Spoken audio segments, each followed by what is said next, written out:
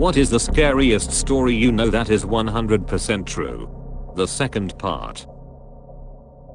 On September 20th, 1987 in Bellingham, Washington, a Georgia Pacific paper mill worker was sent to inspect a heat exchanger system in the steam plant. Inside the base of the stack, he spotted a charred skeleton. To this day, no one is certain who the victim was, how they wound up in such a horrible place, nor why. You know it's real serious if the sentence starts with the complete date. The Toy Box Killer and his transcripts. This has to be one of the most disturbing, creepiest thing ever. Serial killer David Parker A. would play these tapes for his victims, so they had an idea of what was coming, and to also mentally break them. Hear the start of one tape, to give you an idea. Hello there. Are you comfortable right now? I doubt it. Wrists and ankles chained. Gagged. Probably blindfolded. You are disoriented and scared too, I would imagine. Perfectly normal, under the circumstances. For a little while, at least, you need to get your shit together and listen to this tape. It is very relevant to your situation. I'm going to tell you, in detail, why you have been kidnapped, what's going to happen to you, and how long you'll be here. I don't know the details of your capture, because this tape is being created July 23, 1993 as a general advisory tape for future female captives. Can you imagine how terrifying it would be to wake up in a place you didn't know and have someone play these tapes for you telling you what horrible things were going to happen to you before you died? Years ago my now husband worked for an industrial laundry company in their head office when a PR disaster happened that also mentally screwed up a number of people. Their company collected laundry from large hospitals and medical type businesses like care homes etc and cleaned them. You can imagine the sort of heavy duty cleaning, bleaching, boiling etc needed to remove those sort of biological contaminants. One day a laundry cart went through the usual bleaching, boiling cycle before it dropped out into a conveyor belt to be sorted for drying/pressing when there was a horrid scream. A small newborn baby's body had been discovered tangled up amongst the sheets. It had been cooked. The laundry workers were distraught. The whole place had to be shut down. Police called in. The laundry tracked back to the hospital to discover what happened. It turns out thankfully in some ways, stillborn baby had been left in the cart waiting to be taken down to the hospital mortuary after the parents had said their goodbyes and covered it with a blanket, but somehow one of the nurses hadn't realized, just on shift, was the best guess, so just grabbed up all the linen out the cot and off the bed in the delivery room with the body bundled inside and emptied it into the laundry hamper/trolley thing. The other nurses/parents assumed the baby had been collected by the mortuary to be stored awaiting their funeral decisions. The laundry was found not to be to blame, but the parents were devastated and the hospital took a lot of flack. The poor laundry workers who discovered the body ended up being given counseling before eventually quitting. The laundry did amend its practice to individually emptying each laundry hamper into the industrial machines instead of just tipping them in, to stop anything like that happening again. I remember this poor kid who went missing while I was at Purdue. He was trying to come home to his dorm after a party and either wasn't able to get into the building or perhaps wanted to bypass the check-in desk, just a guess, based on my experience as a student there, since he had been drinking. He entered the building through a door to an electrical closet that should have been locked and was electrocuted and killed that night. He was last seen January 13th, and the body was discovered March 19th after reports of foul odors at the dorm. Edit: the body was found at Owen Hall, year 2007. I remember talking with friends about theories of what happened when he went missing. How terrifying it must have been to find out there was a dead body in your dorm for months. I remember this. We had search parties checking into cars in long-term parking, scouring the field by the airport, the Hort Park woods, checking drainage ditches and dumpsters, and not one trace of him turned up. It was like he just vanished. Guy goes into a small building and dies. Later, investigator shows up and sees the body, calls 911 and then dies. Paramedics show up to help them, then die. The reason? Oxygen levels at head height were normal. Oxygen levels when bent over was basically zero. Bending over in this room killed 4 people by asphyxiation. They could breathe. The air they were breathing contained no oxygen. The human body can't tell the difference. My wife arrived at her parents' house that she was currently living in due to health issues of her father's. She got into the house, no one else was there at the time, and instead of going further in, stopped in the first room that held the computers, which was right by the door. She went into the room and was messing around on the internet when one of the cats came into the room. Her cat, to be precise. Well, this cat was super laid back. Loved everyone and never picked fights or got aggressive. He would literally lay down and let squirrels throw pecans at him from trees and do nothing but take it. Not tonight, however. Tonight he was growling and hissing intermittently while standing between my wife and the entrance to the rest of the house. A laid-back sweet old cat was acting like he was going to rip out a throat. Well, my wife decided that this was really ducking weird, so she picked up her cat and left the house. Lo and behold, she sees a cop car patrolling down her street and flagged them down. She explained the situation and they demanded that she stay in their cruiser while they both checked it out. Turns out they found the back door wide open. Super bad. Her parents and her never leave the door unlocked, much less open. She came to find out later from those cops that they were hunting down a serial criminal that had been spotted in the area, and that was why they were rolling down a safe, normally residential street. Super spooky. Life pro tip: always trust the cat. Holy crap, I have a similar story.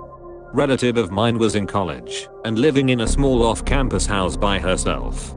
At the time she thought she might have had a stalker. She had gotten some strange phone calls, no one answering on the other end, heavy breathing and that sort of thing, among other things. One night she is home alone in her bedroom studying, just her and a cat that she had recently adopted. So recent, in fact, that she hadn't even named the cat yet. The whole time she is studying, the cat is acting crazy. Pacing the floor, meowing constantly, and sitting right in front of her closet meowing non-stop. She is getting really annoyed and finally has enough, so she gets up and goes to the closet to open it for the cat and hopefully shut him up. When she opens it, there is a man sitting in her closet, and when she opened it, it startled him, so he jumps up, pushes her out of the way and bolts out of the house, literally ripping a hole in the screen door as he tore through it. She calls the cops, of course, gives a description. She had a clear look at his face. They find and arrest him. Turns out, he was also a serial rapist. He had been stalking her for weeks and broke into her house to wait in her closet until she was asleep, at which time he would pull his mask down and rape her. Same pattern with his other victims, but she was the only one to see his face. Her testimony put him in prison. The cat saved her. Happened to me, have posted about it before. I was around 11 years old, and I woke up in the middle of the night to a man straddled on top of me with his hand over my mouth and nose. He told me to roll over and not scream. I rolled onto the floor and tried to scream bloody murder. I say tried, cause when you are truly terrified it can take a second to find your voice. My mom heard me screaming and came in and fought with the guy. He was at least 6 feet tall. She was 5 feet 3 inches and scared him enough with the fighting and screaming that he took off out the window he had come in through. Never did catch him. Hold the duck up for a moment. What the duck? Yup. Still impacts me 30 years later. A high priority inmate who could implicate dozens of wealthy and powerful people apparently committed suicide while on suicide watch at his prison. And the footage can't be found due to a malfunction of the camera. But the news told me that's how it happened, and the news is never wrong. My friend had this neighbor who was a retired mechanic. They lived on some properties with large front lawns and long driveways. His neighbor had a couple derelict cars parked up near his garage that he took parts from occasionally. This neighbor of his started hearing noises while sitting in his living room, coming from his front yard. Every time he'd go to the window, there would be nothing there. He assumed it was a raccoon or a coyote, or whatever. He kept hearing the noise, so he'd go outside to look around, but would find nothing. He'd put out traps and occasionally catch something, yet the noise persisted. Soon, he started claiming that he was hearing voices coming from the front yard, like whispering. He'd go outside and look around the perimeter of his property, but would find nothing. It was persistent, so he'd started calling the cops. Every time the cops came and looked around and would find nothing. So they told him he needed to stop calling them for this and perhaps get a security camera or whatever. So this guy thought he was losing his mind. One summer evening he couldn't sleep, so he went to the back patio to smoke a cigarette. Suddenly, he heard voices coming from the front of his house. He put his cig out and snuck around to the front and got there just in time to see the doors to his derelict conversion van silently shut. He ran back to the backyard and went inside his home and called the police to tell them what he had seen.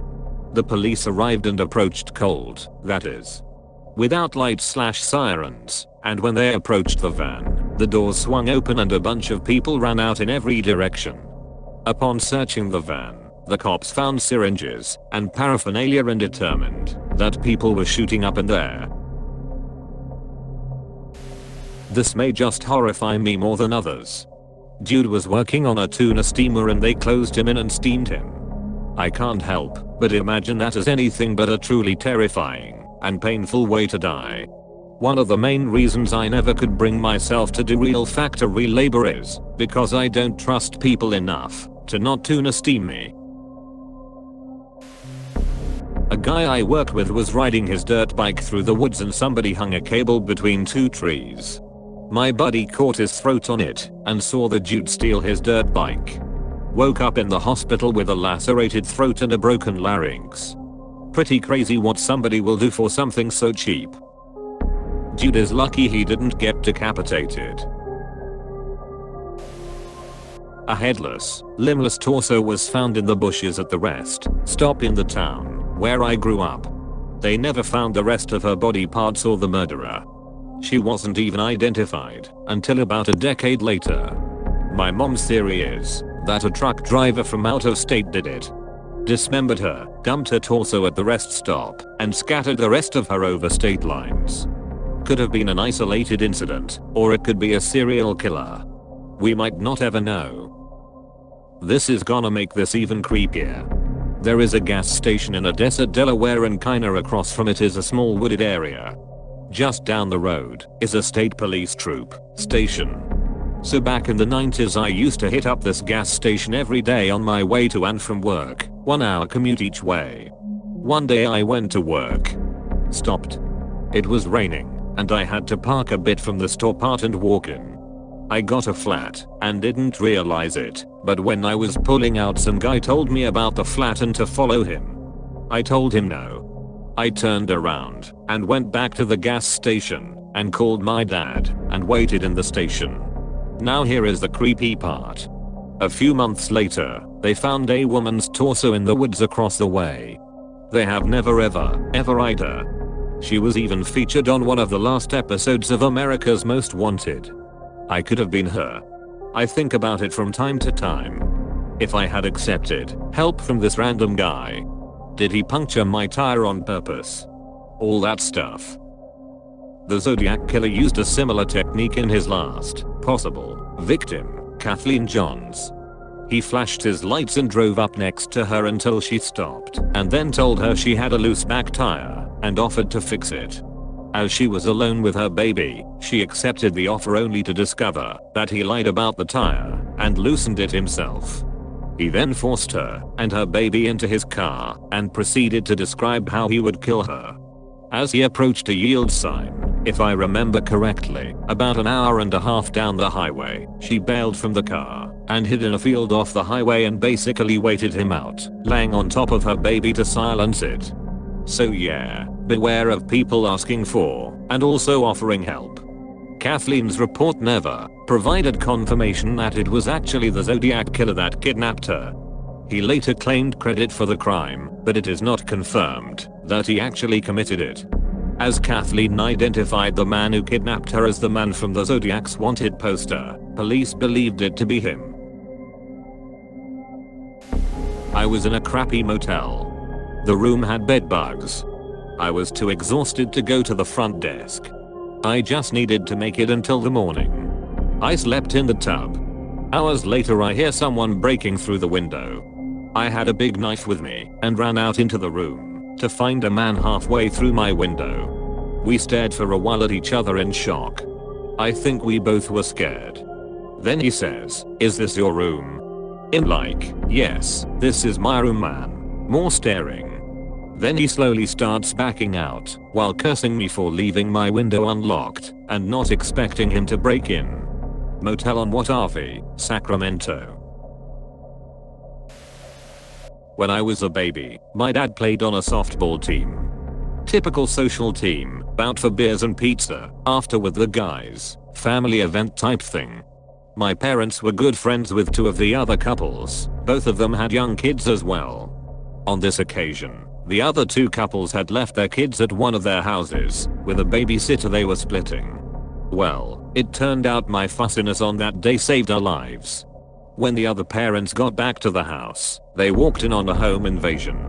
Two men had broken in, tied up the kids and the babysitter and her boyfriend, and were waiting for the parents. Took the parents hostage as well, and made the dads drive with them to banks/a grocery store, where one dad was manager, and clear out accounts/a safe. They then came back to the house and slaughtered both families, the babysitter and her boyfriend. Kids included.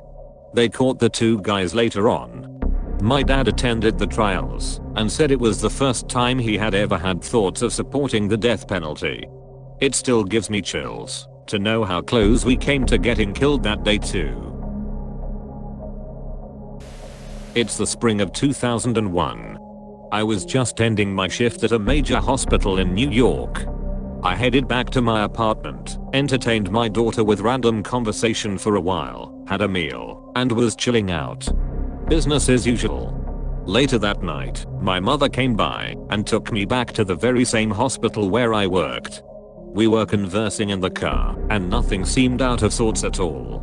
She never mentioned where we were headed, and I had no idea of the destination until we actually arrived. When we arrived at the hospital, I kept getting questioned about who I was, including who I really was, where I grew up, who my daughter was, where I lived, and more. Battery after battery of third degree, coming out of absolutely nowhere. I had no clue what was going on, or why anyone was interrogating me this way. Fast forward to about 3 days later or so. I find myself sitting in a chair, calmly looking out at a lovely view from my apartment window. Except this wasn't my apartment. In a quiet panic, I took stock of my surroundings and realized I was at the end of a hallway, and I'd been here before. It was the hospital where I worked, but it wasn't in New York. It was Portland, and it was the psych floor.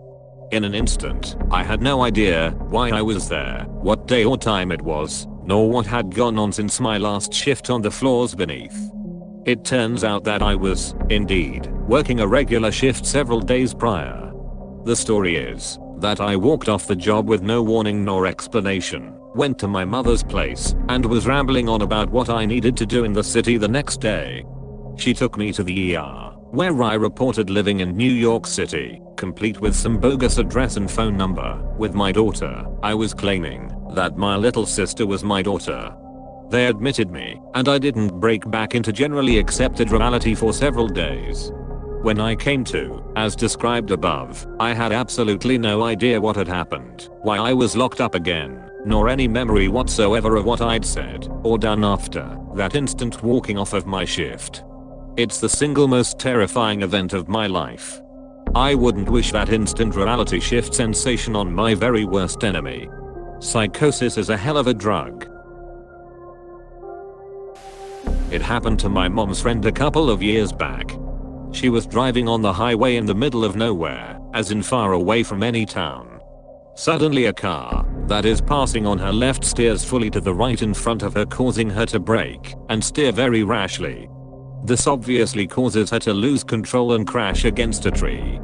She passed out, and sometime later, she couldn't really tell how much time passed. A group of Brazilians, all of this happened in Portugal, came to her rescue and told her things like, "Don't move, we are calling an ambulance, just hang on there, etc."